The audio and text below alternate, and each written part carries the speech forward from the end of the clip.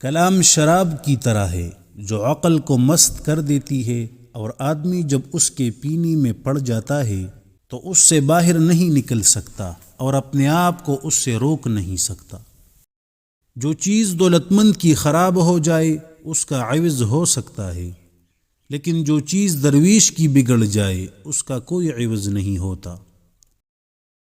دل پر ایک حجاب ہے جو ایمان کے سوا کسی اور چیز سے دور نہیں کیا جا سکتا، اور وہ کفر اور گمراہی کا حجاب ہے۔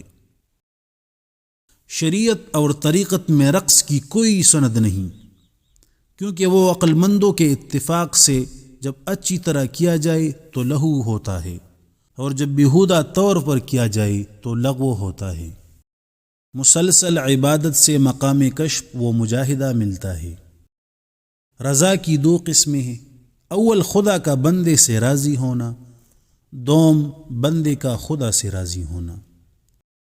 دیندار لوگوں کو خواہ وہ کیسی ہی غریب و نادار ہو، چشم حقارت سے نہ دیکھو کہ اس سے بالجملہ خدا تعالیٰ کی تحقیر لازم ہوتی ہے۔ محبت کا اظہار الفاظ میں نہیں ہو سکتا، اس لیے کہ بیان کرنے کی صفت ہے اور محبت محبوب کی صفت ہے۔ کرامت ولی کی صداقت کی علامت ہے، اور اس کا ظہور جھوٹے سے جائز نہیں۔ ایمان و معرفت کی انتہا عشق و محبت ہے، اور محبت کی علامت بندگی ہے۔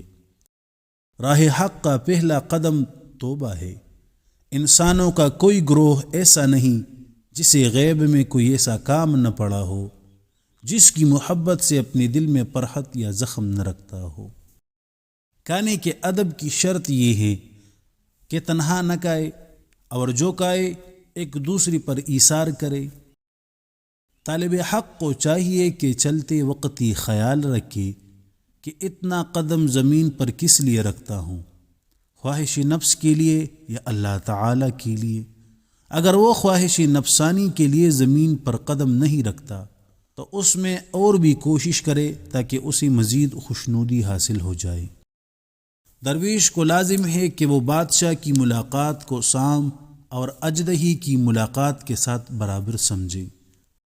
نفس کی مثال شیطان کی سی ہے، اور اس کی مخالفت عبادت کا کمال ہے۔ غافل امرا، قابل فقیر اور جاہل درویشوں کی صحبت سے پرہیز کرنا عبادت ہے۔ سارے ملک کا بگاڑ ان تین گروہ کے بگڑنے پر ہے۔ حکمران جب بے علم ہو، عالم بے عمل ہو، اور فقیر جب بے توکل ہو۔ صوفی وہ ہے جس کے ایک ہاتھ میں قرآن مجید اور دوسرے ہاتھ میں سنت رسول ہے،